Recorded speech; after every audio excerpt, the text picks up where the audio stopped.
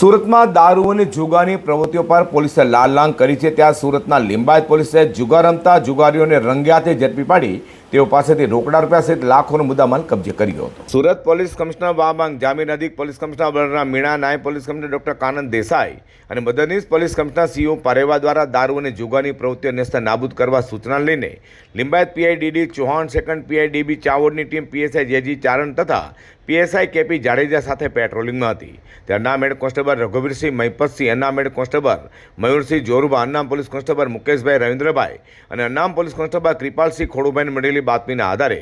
લિંબાયતના સુમન સીધી આવાસમાં ચાલતા જમીલ પ્લાસ્ટિકના જુગારધામ પર દરોડા પાડી